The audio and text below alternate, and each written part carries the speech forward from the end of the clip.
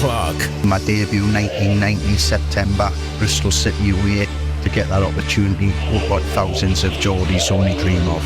Lee Clark 1-0. Williams.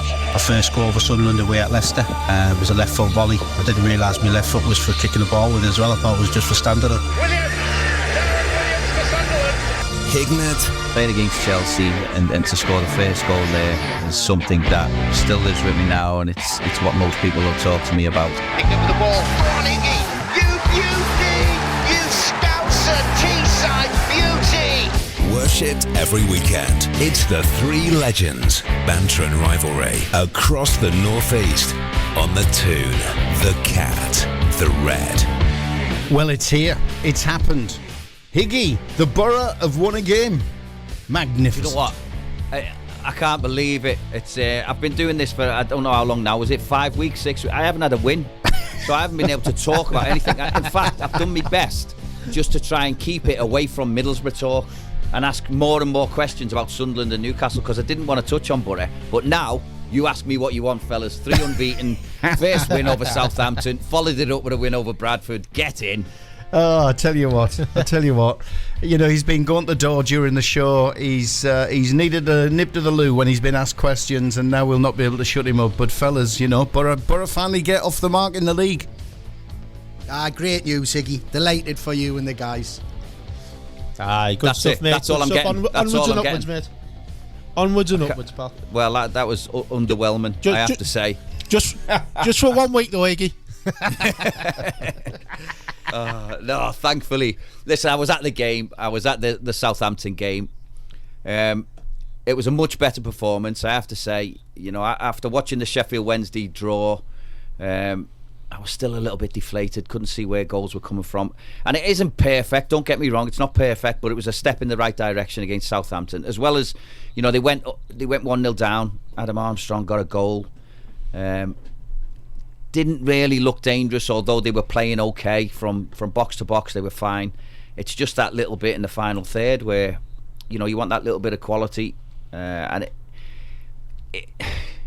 there's flashes of it. There's little glimpses that it might be there, but thankfully they got over the line 2-1. Johnny Howson done great with his penalty, kept his cool, stuck the penalty away. Josh Coburn, I have to give a mention to, who worked his socks off. He was so industrious all game, real handful for Southampton.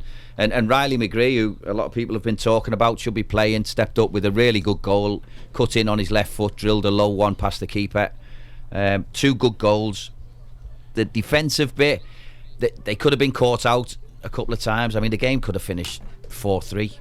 It was real end to end in the end, and both teams missed chances, but they got themselves over the line, and you know, thankfully that's 3 points, first 3 points on the board, and hopefully they can kick on.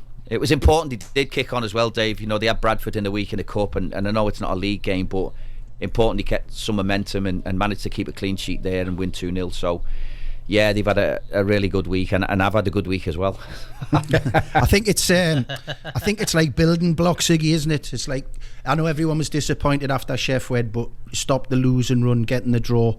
Probably everyone thought before the game, got to beat these because they're not playing particularly well. But you stop the lose and run, then you obviously get that win against Southampton. Gets a monkey off the back in terms of, you know, the lack of wins, and then obviously keeping a clean sheet in midweek in the cup and getting through to the next round. So little bits of improvement in each game, and hopefully the players will take confidence from that. I was reading Michael's quotes and after match quotes and stuff like that, and he was saying he was delighted that the work the players had been putting in on the training ground was starting to come out in the matches, because he said they had been working hard, but they hadn't really been showing it in the games. So, and when you say that, sometimes a lot of the fans are like, oh yeah, anyone can say that, it's been happening on the training ground. But when you can then back it up because you've had a couple of positive results, I think it creates that positivity amongst everybody. But not an easy one for them tomorrow, pal, is it? Watford away? No, it's not. Watford away is always a tricky one. Watford are a funny team, aren't they? They're hit and miss. They haven't set the world on fire this season, but you know they're capable, and they are capable. So again, the performance levels have got to be there. They've got to turn up, and they've got to play how they can play, because we haven't seen it that much this season. I think the other night, actually, the clean sheet was important because they haven't had one this season. Defence has been coming in for a little bit of stick. They've looked a little bit ragged at times. Defensively hasn't been great this season, but to get that clean sheet, I know it was Bradford and you're expected to beat Bradford, but they can be tricky games sometimes. So to get the clean sheet, I'm sure Michael will be delighted, and he'll want the same kind of performance. I would imagine. Dogged, defend well. They're going to have to defend well against Watford, because I'm sure Watford will have some chances. But at the other end, they've got to keep producing in that final third. I'm not sure what the best formation is up front. He's tried Latty Lath, who scored a couple of goals, it has to be said, but he's missed some chances as well. Josh Coburn, who I mentioned, had done really well against Southampton. Isaiah Jones is a bit hit and miss. He had a decent game against Southampton, did some really good things, but did some poor things as well. And Silvera hasn't really clicked into gear yet. And like I say, Riley McGree, people have been clamouring for him, and he's played, and he's had an effect on games. So I don't know, I don't know what the best front four is, and I'm sure Michael's still trying them now. Josh Coburn started the game, Higgy, and was a handful. Higgy, yes, Daz. Corburn's he's a funny lad, because he's a bit rough around the edges, isn't he? But he's a threat. Do you not think I think he plays on emotions and adrenaline, doesn't he? He seems to be, he's one of those strikers that doesn't kind of give up type of thing, and chases lost causes at times and puts himself about. And I think sometimes like that, it can trigger a good response from everybody else as well. Yeah, I mean, he's almost old-fashioned, Daz, the way he plays. He's a big unit. He gets about, and the effort he puts in is top notch. I don't think he lost a header against Southampton. He really put himself about, made a real nuisance of himself. Could have scored a goal, got the penalty. He was fouled for the penalty, and just had an impact without. You want to see a striker score goals, don't you? And be a real threat. He was a threat at times, but his all-round game, the way he held the ball up at times when Middlesbrough were a little bit isolated, cleared the ball up, and he was the one who was getting hold of it and keeping it really well for his side so that they could get up the pitch. He done really well. He done better than I thought he was going to do, because he was a lot of the time he was fairly isolated. But great for him. Yeah. I'm delighted for him, and he has got goals in him. We've seen him score goals and get chances, and he did have a couple of chances, I would think, Saturday. But you just if he can stick one of them in and go on a run and get a few goals, sort of one after the other, it'll give him the world of confidence, to do him the world of good. So hopefully they do. Hopefully this is a turning point, and like Clarky says, it's small building blocks, isn't it? You're not going to, Middlesbrough aren't suddenly going to go and start playing fantastic every week. It's just small increments, and they took a step in the right direction certainly last week. Daz, you've played. Sorry, Dave. I was just going to ask Daz. I mean, you've played a little bit further behind these guys as well on the pitch. The fact that Borough's now gone 3 unbeaten, how much confidence does that build? With those around you at the back line and just sitting in front of the defence. It's massive. I mean, it's like anything. You come under obviously scrutiny when you're conceding goals. So for a defender, obviously, you generally don't get the plaudits obviously for scoring, because obviously you're generally doing the defensive minded side of things. But a clean sheet is like a goal for us. As defenders, and I think it's massive, and it, like you say, it breeds confidence. I think the more clean sheets you can get, obviously the better. But obviously it just gives you that confidence to think, well, if we're having a little bit of an off day up front, we're going to be nice and solid. We're going to keep a clean sheet because we're capable of doing that. Because we're growing in confidence. We're not now worrying, think, we're going to concede. If we make a mistake, we're going to concede. And I think as a back line, sometimes you're defensive midfielder as well. I think if you're nice and compact and solid, and you can see games through it. That grows. As an individual, you massively in confidence, and it's big for the side, because you think if you nick a goal, you've got all the chance of holding out a clean sheet at the back. It works the other way though, Daz, as well, doesn't it? If you're not scoring goals and then you concede one, suddenly you're thinking, how are we going to get back in this? And without knowing it, your confidence is low, and all it takes is a goal and you're out the game, and that's the way it's been going, because they haven't been keeping clean sheets at one end, they haven't been scoring bucket loads at the other end, so they've been in this funny halfy area, do you know, where no one knows what's going to happen. So, like I say, hopefully now they've started putting them in at one end and getting it right at the other end, and hopefully they'll get it right more times than they don't. It's interesting you're talking about goal scoring and confidence, because I'm sure the figure 8 is going to come out in a conversation very soon. Clarky? I don't know what you're talking about. Well, I just want to carry on. Is that the passing drill? I just want to carry on from what the lads have been talking about, and your question to Daz, and to talk about the successful teams I was involved in.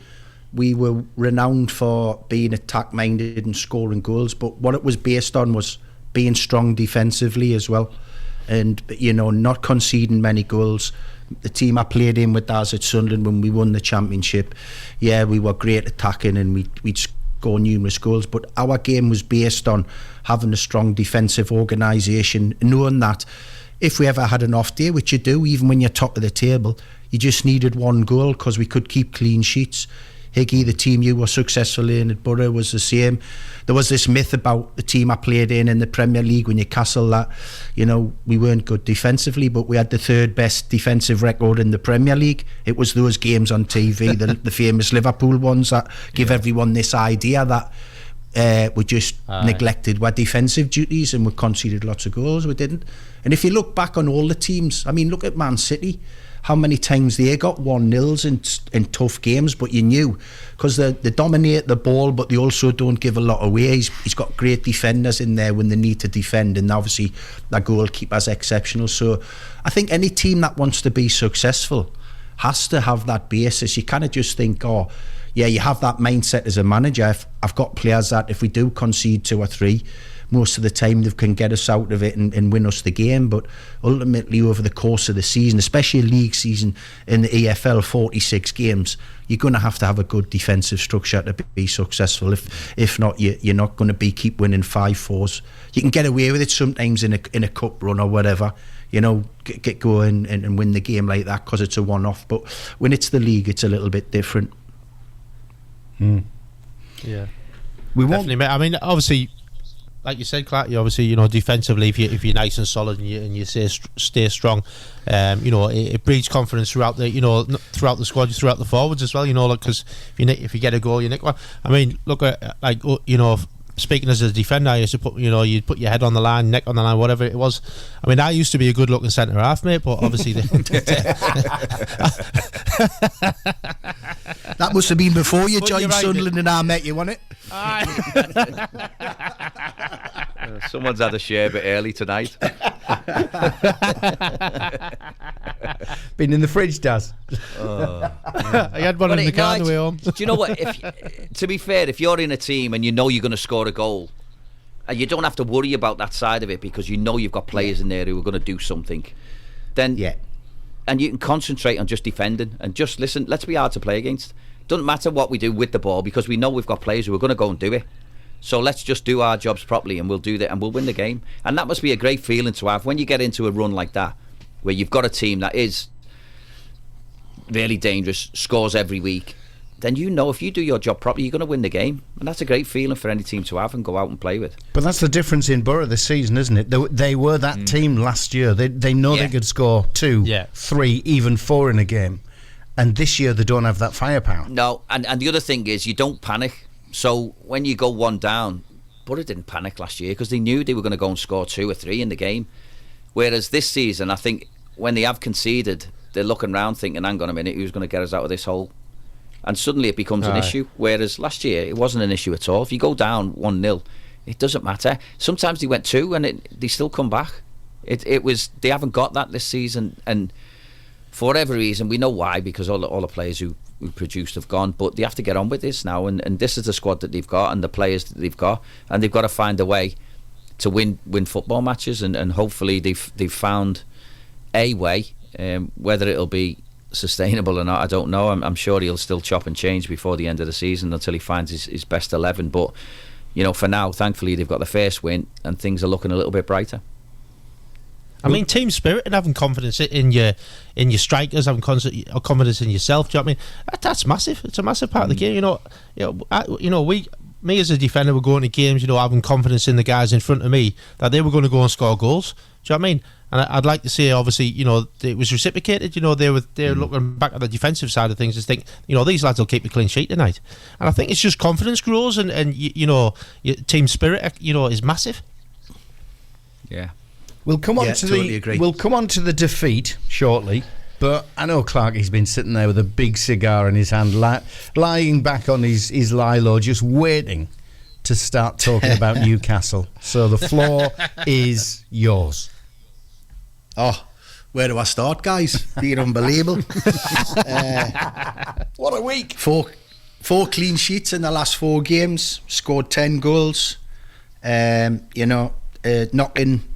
what I think most people consider the best club team in the world out of the Carabao Cup. Getting some good results in the league, and then going away from home and breaking that goal scoring record, beating a team 8-0. I mean, albeit a team who certainly in the second half didn't seem to be fighting for their fans or their manager at all. But you still have to have that quality and put them to the sword, and certainly the Newcastle lads done that. And when you look back now, when we talked about it prior to the Brentford game, and we're looking with 3 losses and we're saying just get that scruffy win, give everyone confidence, it seems to have been the key. That 1-0 win against Brentford at St James's, then going to San Siro. I know people criticised the team, said they didn't attack too much, but that's easier said than done. You're just new into Europe, like we said, and you get a point away from home, and then obviously we follow that up with Sheffield United, and then obviously Manchester City. And I think the Manchester City game, even though I wasn't there to watch it live, I watched the footage of it the day after. I thought the manager was very, very good tactically, really good tactically. I thought he made correct decisions at half time. And I seen his quotes afterwards when he took the 2 youngsters off, Lewis Miley and Hall. It was no slight on them. It was just that they needed a new bit of impetus. Those 2 boys will be terrific for the club. One's only 17, come out of school, and the other one's 19, just come for big money. So, no, I think it's all positive. The only issue we've got is we've got a tough game tomorrow against Burnley. Because what I've got to say, when I've watched Burnley this season, I have watched them a few times, they've looked decent. They just haven't got the results that their performances has deserved, to be honest. I listened to the manager, he's not panicking, he's very experienced, he's done a terrific job there, he's not panicking. And we have 1 or 2 injuries. Obviously got Harvey Barnes, who's out till Christmas, we've just heard, with a foot injury, and there's big doubts of Alexander Isaac and Callum Wilson, and there's talk of Anthony Gordon being the striker tomorrow, which wouldn't be a bad thing for me because he's been in terrific form. And I think the catalyst to him playing so well this season was in the summer, him doing really, really well as the striker for England under-21s when they won the Euros. Clarky, in a funny way, that Milan result after the Brentford win, going to the San Siro and keeping a clean sheet, that would have given them as much confidence as actually, the win previous week. So to get them to Sheffield, they must have been absolutely buzzing. And then for the game to go the way it did, it was almost like laughable. I know you said Sheffield United had sort of give up in the second half, but can you imagine getting beat 8? I mean, it's just, especially in the Premier League, it's for the manager. I've stood on that at the battering a couple of times, and it's embarrassing. You want to stand there and front it up. There's nowhere to go, is there? No, but it's proper embarrassing. But the way Newcastle were carving Sheffield United open, I mean, I felt that could have been double figures. Oh, it could have been, and it should have been. But and I really felt for Higgy when he was coming out at the end talking. I get that, Higgy, yeah, definitely. I get that 100%. And then to follow it up, because Man City didn't play a weakened team. Do you know what I mean? No. They had some unbelievable players still playing, and they changed 1 or 2 maybe. Keeper was changed. I know Rico Henry probably played, but it was still a strong Manchester City side, so that's no mean feat. Higgy, let's get it right. Man City can't play a weekend team. No. Even their youngsters. I was just going to say, they've got youngsters. They've got youngsters who they're selling, who can't get in that team, who they sell for 30, 40, 50, 60 million quid. This is how good their youngsters are. Yeah. You know what I mean? They've had no first team experience, but they're that good. So the couple he put in, You know, Rico Lewis is an outstanding young player, terrific. Yeah, Bob, a terrific young player. You know, and then obviously, as you said, Alvarez and some seniors still in there. So he took it serious. Yeah, Grealish. You seen his reaction. You seen his reaction. He was gutted. Listen, you don't win 37 trophies as a manager and be successful like he is by just taking competitions, not taking them serious. He wants to win every game and every trophy he's in for. And I think they were a very, very dominant team in the first half. Very dominant. It looked like Newcastle were really up against it. But the manager, Eddie Howe, credit to him. He made his changes. He brought a bit of experience onto the pitch. And I think his words were, he told the team in the second half to play without fear, just go for it. If they went out the cup competition by having a go, well, they couldn't do anything about it, but they had to have a go. They had to try and basically, in football terms, lay a glove on City, and that's what they did. The second half was far superior. But just our luck to get the draw we did in the next round, Man United away. We'll come on to that. Which, by the way, I think we can go there and win. Don't get us wrong. Old Trafford isn't the fortress it used to be, and it doesn't hold that fear factor that it used to have. It'll be tough, but we can still go there and win. So I know a lot of the Newcastle fans aren't happy that it was Don Goodman picking the balls out for the away teams. They were warmed. The two balls were warmed for Goodman. Let's start the conspiracy theory here.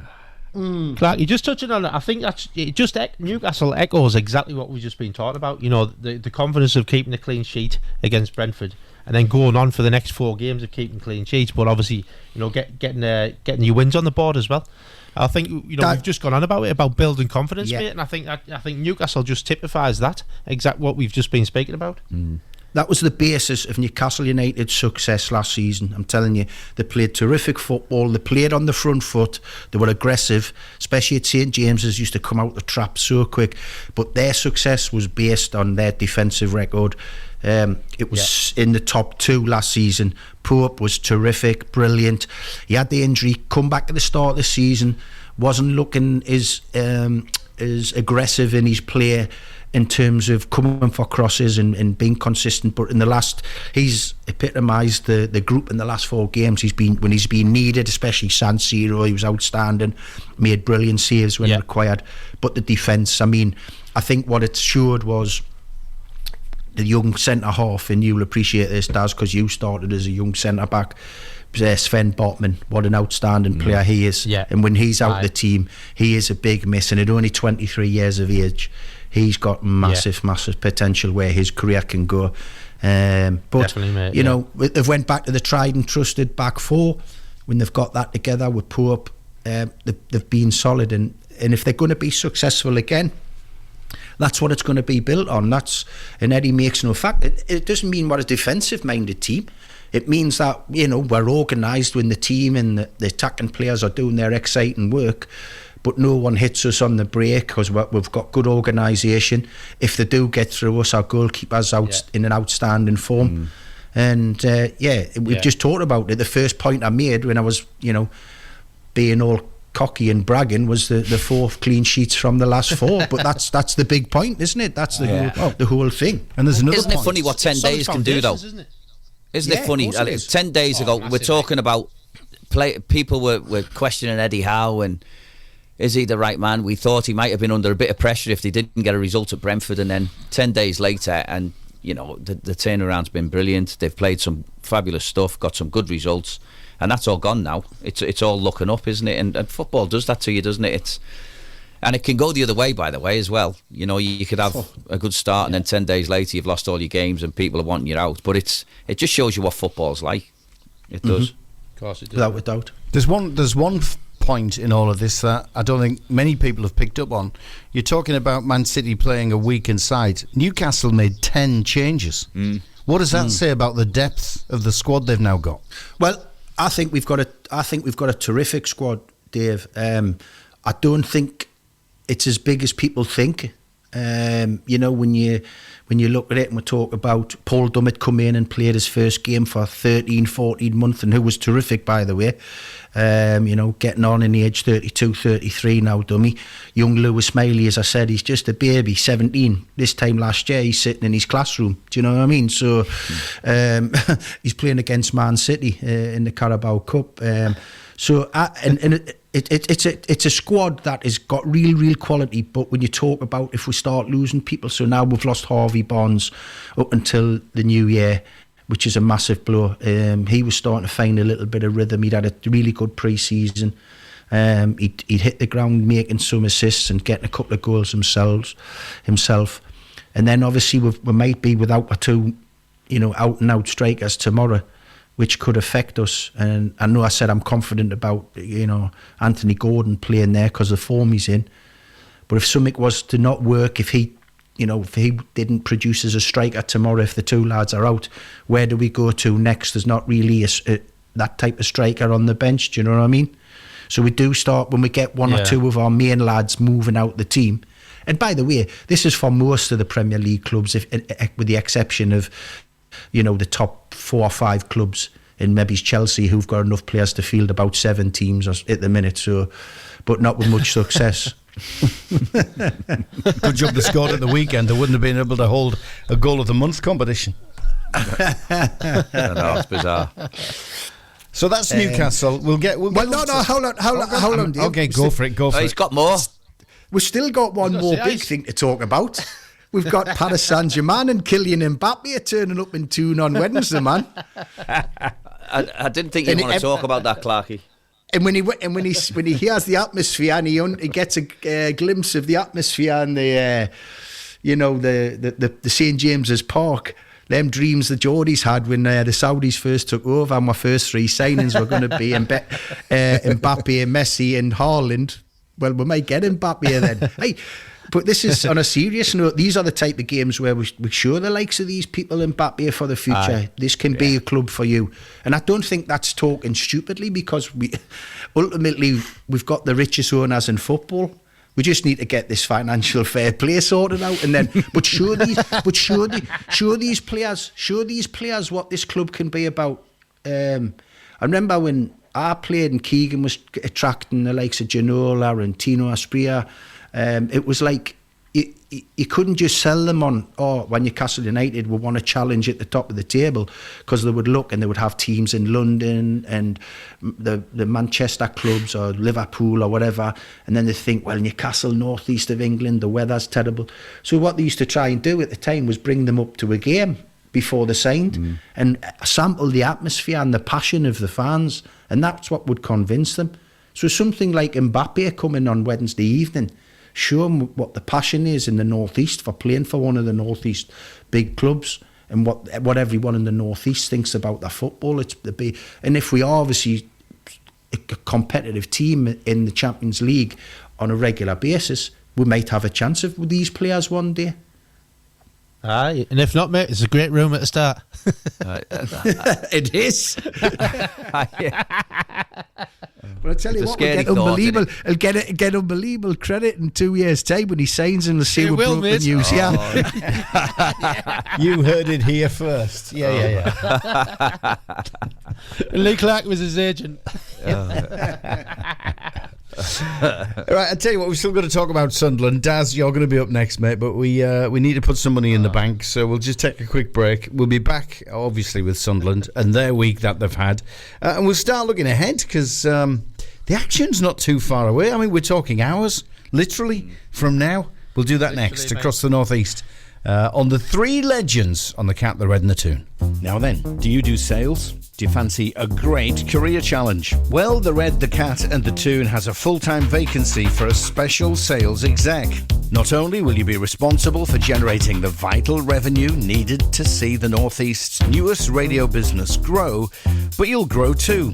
Show us you can do the business and you'll soon become Group Sales Director.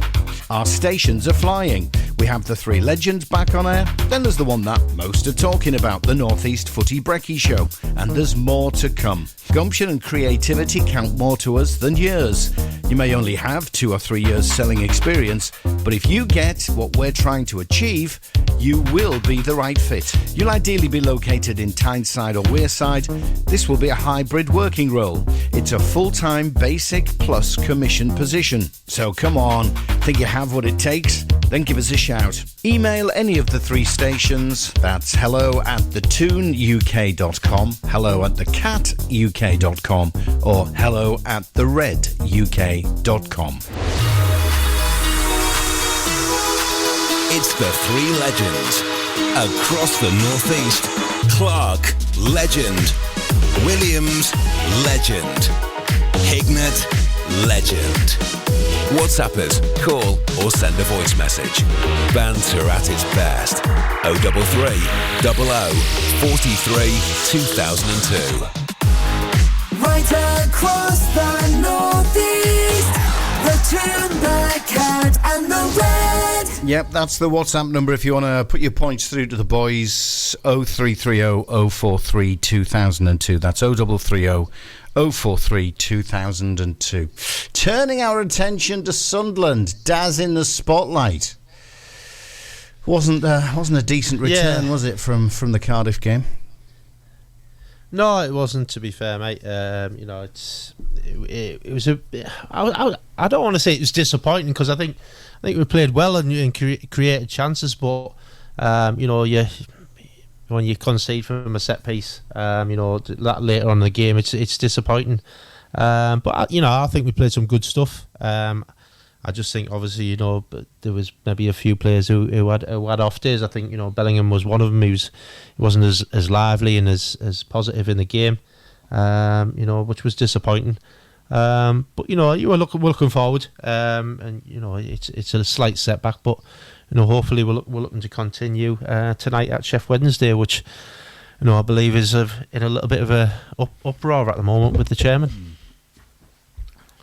Yeah, that could be interesting. Does I mean? I think it's good. It's going the to be owner coming out with saying he's mourning of a big game because obviously I don't think they've won this season, have they? Bottom of the table, is that right? No, I mean they're struggling. That's right. Yeah, they are. Yeah, and really obviously the chairman comes out the morning of a big game to say he's not going to put any more money into the club. He's sick of the fans criticising him and telling them that he's having to finance $2 million a month. Well, obviously he's the owner of the club. He's made the decisions where those type of finances are going out of the club, whether they're through players' wages or managers and staffing wages. That's his domain. That's nothing to do with the manager. I mean, I don't think he was a popular choice. I think they got rid of a manager who was very popular, got them promoted, and he washed the dirty linen in public in terms of why he thought it was right to get rid of the manager. Tried to say that he was asking for too much of a big salary for the championship. So I don't think he's handled things well. So I think if Sunderland can start the game well tonight, they could be onto a good thing, because I think there could be absolute turmoil in the terraces there tonight in terms of the stick the owner's going to get, and that can obviously transfer itself onto a team who aren't playing with a lot of confidence in any way. Yeah, well, there was a protest, wasn't it, when Borough played? When Borough were there last week, there was a protest. They threw some tennis balls on the pitch, didn't they? So, I mean, it does, from the outside looking in, it does look like a place in absolute turmoil. It can't be an easy job for the manager, but I'd love to see how much of this £2 million a month is spent on old managers. He's made decisions to get rid of managers, and he's obviously still paying them off, or paying some of them off, because they'll have all had contracts. So, you can't just. Will be, mate, definitely. Yeah, you can't just blame people and say, right, this is, I'm putting this in and I'm not going to put any more in, because some of the decisions that'll add to that are your decisions. Yeah, that you've made, whether that's sacking managers, whether it's buying players who aren't good enough and then having to pay them off. You don't know unless you see how a club is structured and how it works. You don't know where the blame lies, because football clubs are so. They're so well, for the if you remember in the summer, I was like infuriated. You'd be the same, Higgy. We've both had a little stint at being a manager, and two lads who've done terrific jobs. Darren Moore at Sheffield Wednesday, got them promoted, got them back in the Championship, a club that should be actually challenging to get out the Championship and then back into the Premier League, the size of its support. and then Gary O'Neill at Bournemouth, who'd done an unbelievable job to keep Bournemouth in the Premier League. Yeah. They both get fired from that job, and you're thinking, well, what chance you got? You've got two lads here who've done great jobs, and they're still getting fired. So what chance you got if you're doing good jobs and you get fired? What chance you got if you're doing a mediocre job, or you've got no chance if you're not doing very well? So they were two decisions, and this one is being made even worse because he's gone for some, I know the guy, the manager there, he done well in his short period at Watford. But if you think back when he took over Watford, they were in a good position in any way in the Championship. He just continued the good run and got them over the line and got them promoted. So I just think, sometimes these owners, they make a rod for their own back. But hey, for tonight, that could help Sunderland massively. I think Tony will be like, well, there's two ways it can go, isn't it? There's a way where the fans think, right, we forget about the owner tonight, we get behind the players, that's what's important to us, and we be the 12th man for them and try and get this win, or it just goes off. That's why I'm saying the start's crucial for Sunderland. If they can go there, pop the ball around, keep them quiet, Chef Wed, in terms of their attacking threat, maybe get an early goal, that place could just turn into absolute carnage, and Sunderland, it could benefit Sunderland massively. Yeah, and this is it, man. I think Tony's probably going to go into the game and obviously want to start, on the front foot, and obviously, get at them and obviously, like you say, try and get the fans to turn. But obviously, on the other side, the flip side of that as well, obviously, I'm sure there's a job in there for Tony as well that the players don't get distracted as well. If there's that much turmoil going on, within the stands. It can be very distracting for players on the pitch as well. He's sounding confident. You just get a feeling what he was saying in his press conference leading up to the game and his comments during the week. There is a bit of confidence there, but it sounds like he is keeping trying to keep the players' feet firmly on the ground. I mean, let's have a listen. Yeah, this is what he had to say. They're all big games. It's it's a tough fixture. Sheffield are fighting for their lives at the moment. They're having some results that they'll want to improve on, and so that we know that they will be right up for the next game. They've got a big stadium, big crowd, emotional, passionate supporters, and we have to go there and make life difficult for them and see if we can dominate and see if we can find a way to win. We've been doing that okay over recent weeks, and so we'll go there with the belief and the confidence that we can go to Sheffield and win. But that said, we know it's going to be tough. Yeah, thanks to safc.com, you can get on there and hear him in full. But just what you were saying, fellas, fast start, dominate the game, frustrate the crowd.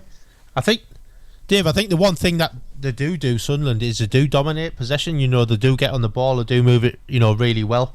Obviously we've been a little bit hit and miss, obviously in front of goal early on. Then we get on the front foot and start winning games, and then obviously we've had a slight little knock-on effect, in last week. But for me, we've got 8 or 9 injuries. You got players out.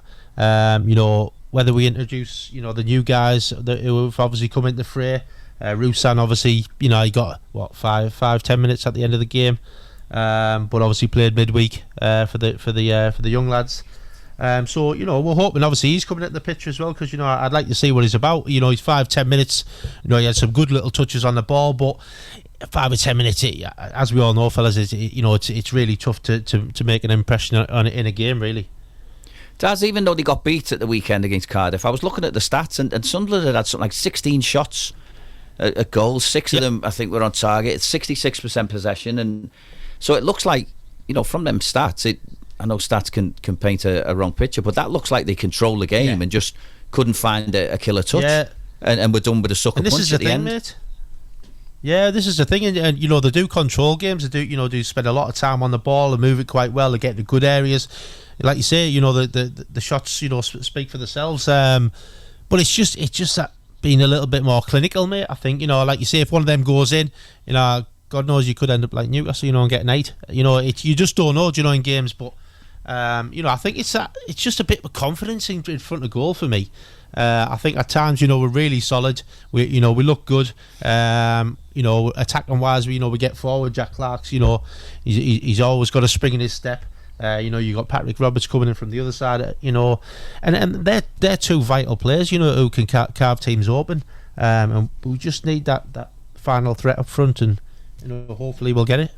Well, goals haven't been a problem, really, have they? Because, if you look at the 3 games before, they had a 5-0, didn't they, Southampton, then won the last 2 3-1 before the Cardiff game. So, goals have been going in for them.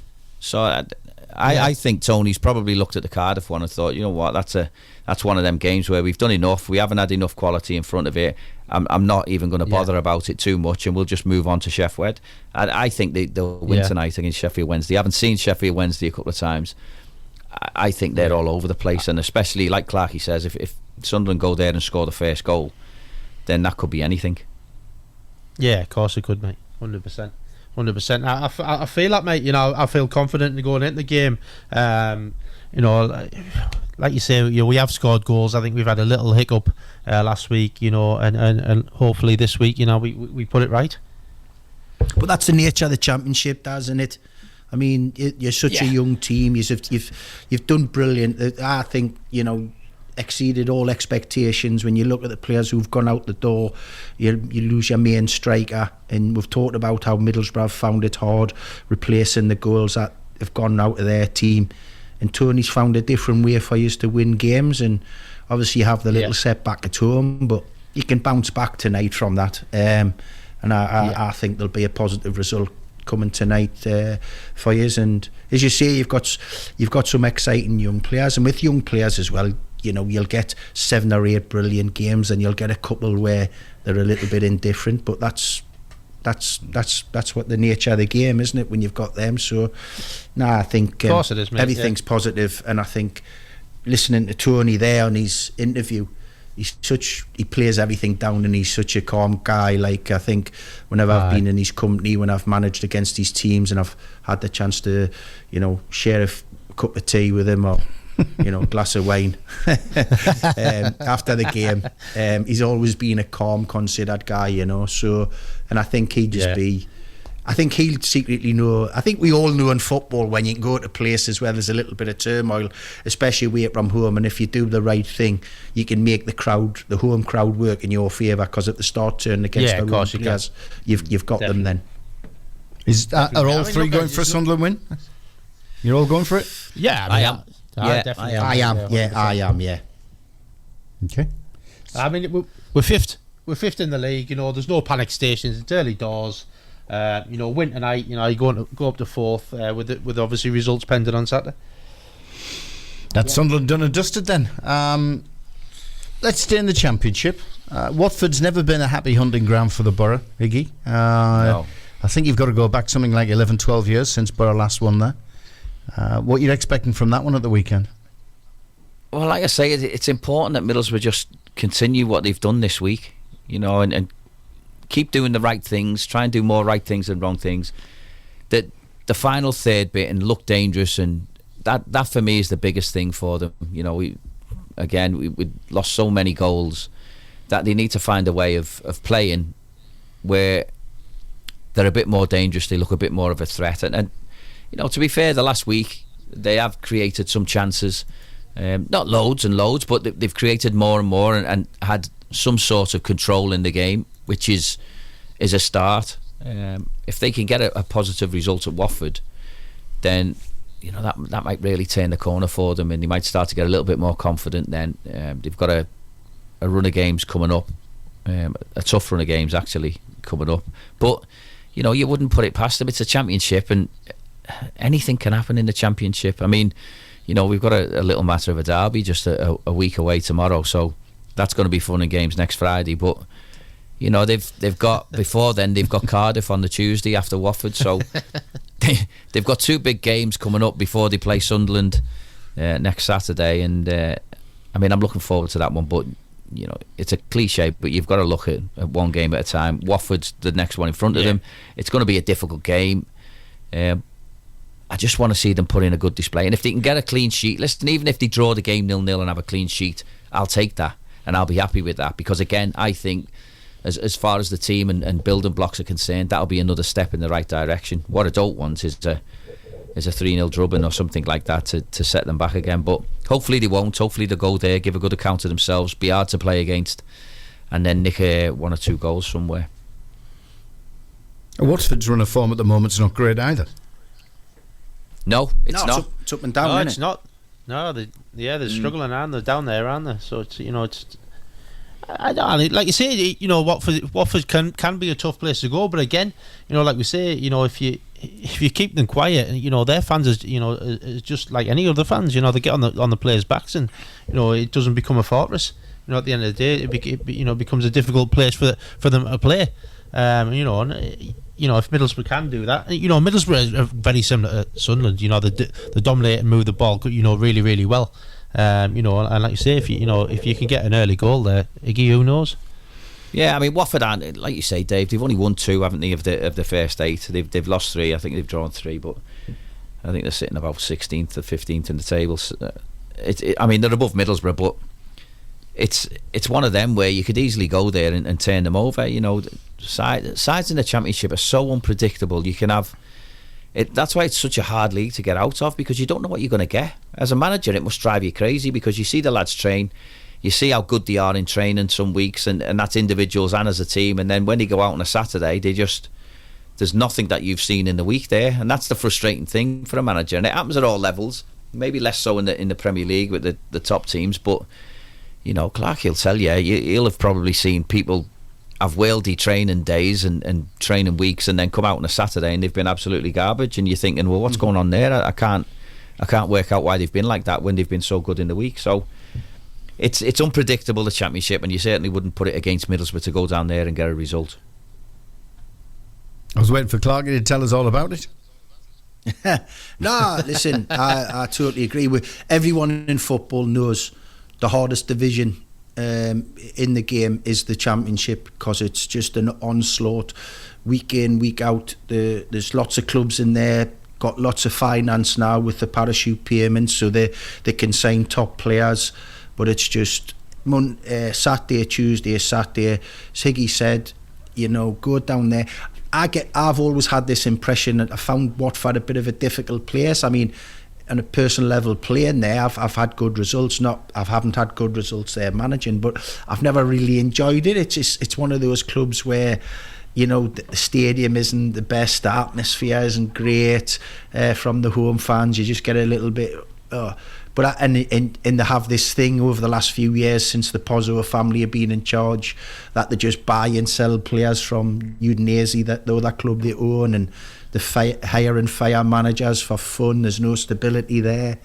I just think Middlesbrough can go there tomorrow and continue that good run, and as Higgy said, even go there and get a point. It's not a negative thought. It's continue the good run and then try and build on it.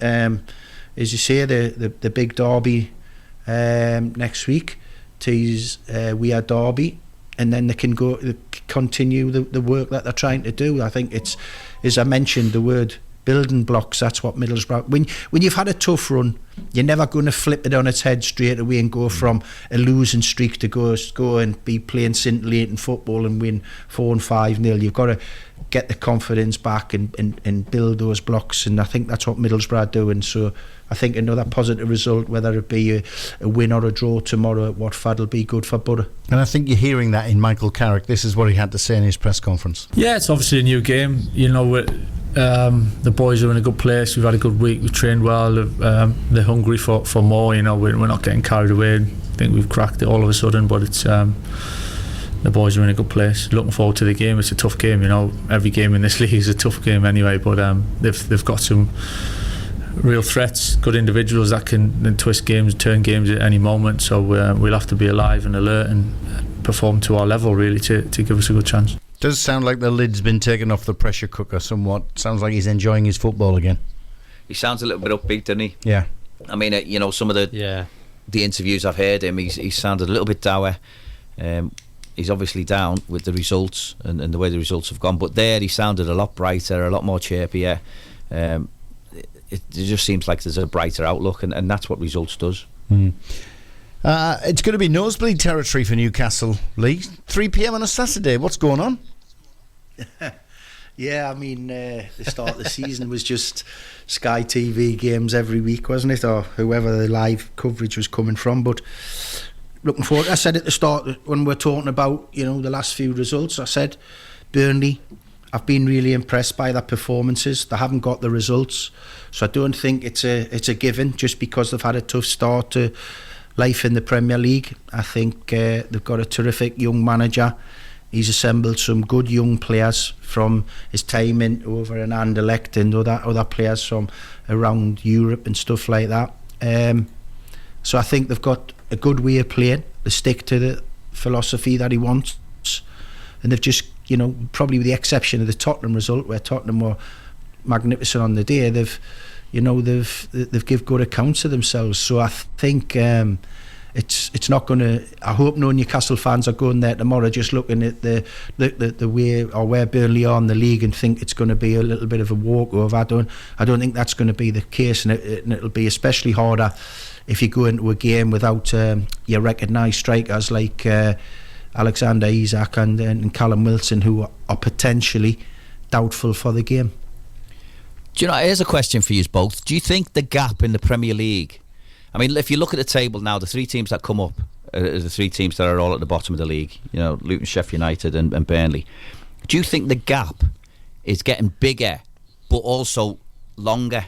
So there's more teams that are creating that gap, whereas before you knew that maybe the top 6 or 7 were going to have a gap, but now it's almost top 12, 13, 14 teams who are creating the gap between themselves and the bottom of the league. Do you think that, or do you think it's just the start of the season and that's what happens? No, I think you're right, Higgy. I think it's got bigger over the years as well. I think that the teams that come up find it difficult because it's hard to attract the players, and that's not being any disrespect to the three teams that have come up, but if you're trying to sign very experienced Premier League players, they very rarely want to go to the team that's just come up because they know it's going to be a difficult season, that first season, to try and get over the line and have that first season where they stay in the Prem and then they can start building and attract better players. So it does become difficult for them. And I think you're right. I think the top 6 has now gone into 10, 11 clubs. The top 6 wouldn't have included Newcastle last season. Now you've got West Ham who've won a European trophy and have had a terrific start this season. All these different things. So I think you're right. Villa and Fulham and Brighton and teams like that. Yeah, absolutely. You forget about those. So there when you talk about the big 6, then you add those clubs in, when Newcastle and stuff like that. You're right, could be 10 or 12 clubs. So then there's only a few other clubs where they talk about that mini league at the bottom where we need to beat the teams around us to stay in the division. And that's getting smaller and smaller, isn't it? So eventually those teams at the bottom do have to start getting points against the big boys unless the numbers that to stay up are going to get lower and lower than what it used to be. I think it was 38 to 40 points, wasn't it, to stay up? And sometimes now you might need less because, as you say, the group of clubs there now that are fighting to stay in the league is getting shorter by the season. I totally agree with you. I think Sheffield United came up and then lost 2 or 3 of their best players and have replaced them with guys from outside the Premier League or youngsters. The boy Ramsey from Villa and stuff come to mind. Luton have always going to find it difficult, weren't they? Because they have just batted above where they should be for them to get to the Premier League, and was always going to be difficult. How were they going to be able to attract experienced Premier League players? I don't think they'll be a club that'll go overboard in giving players Premier League salaries. I would have thought that they'll be right at the bottom of the Premier League budget when it comes to the salaries and stuff like that. So do you think they're resigned to knowing that they're going to go down, but they're happy because they're going to get parachute payments and they can build a strong squad again for the Championship and have a few years yo-yoing?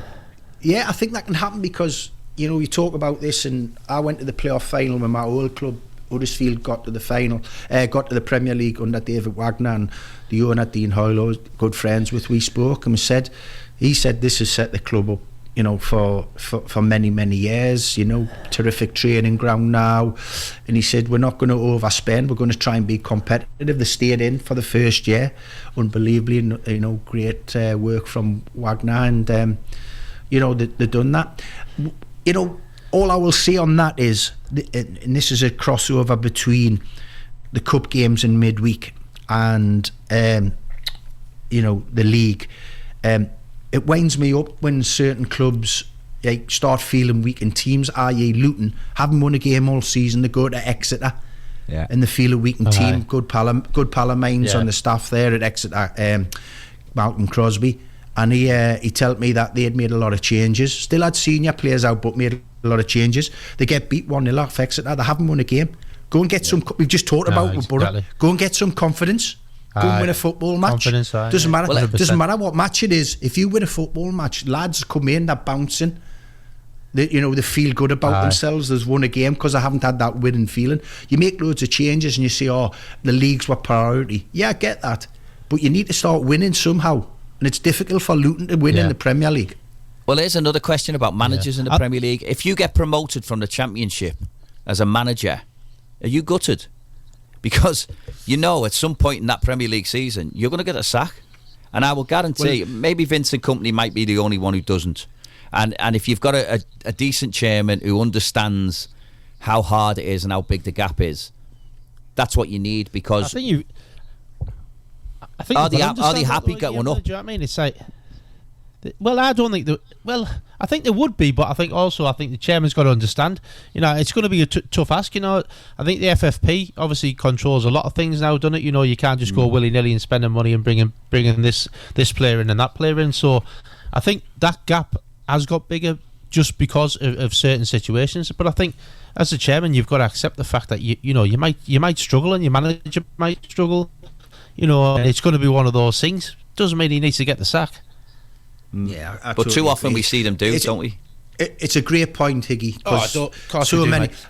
So many of the lads who come up, get their clubs promoted, do a brilliant job to get clubs into the Premier League that you think should never really get in there because they're not one of the bigger clubs in the Championship, and they do it. Then they get there and they find it how difficult it is, and then after 10, 12 games, they haven't got the points that are required.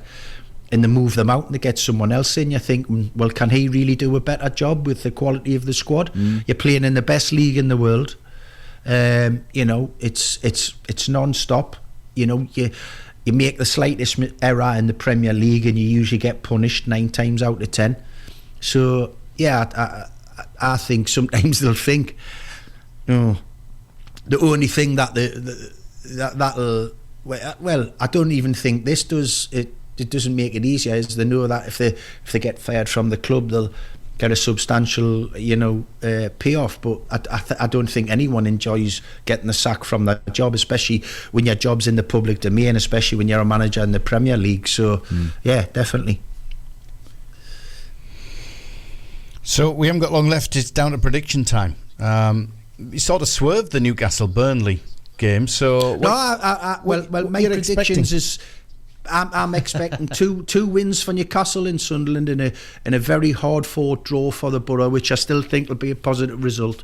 So I think we're going to have a positive weekend, and then next Friday, I'm hoping that I'm gloating because we've done the business against PSG and the two lads can fight it out over the Weaties derby. I'm going. I've tried every which way to try and get a Borough win. I've tried to predict Borough win. I've tried to predict Borough loss. I'm going to predict a Borough draw, and hopefully it'll be on the positive side of that. So I've tried every which way I can. I actually think Newcastle will win, and I think Sunderland will win as well. Okay, Daz? I'll go draw for Borough, win for Newcastle, and 3-0 for Sunderland. Let me get that right. Loves a 3-0, Daz, doesn't he? Loves it. He does like a 3-0. And I'm not making any predictions whatsoever after my performance 2 weeks ago. No, you don't. Everything wrong. Fellas, brilliant. Chat to you next week. Out of time. 3 Legends is done. Have a good weekend. Cheers. Cheers, guys. Cheers, guys. Cheers, fellas. Have a good one, lads. See ya. Across the North East, it's the 3 Legends.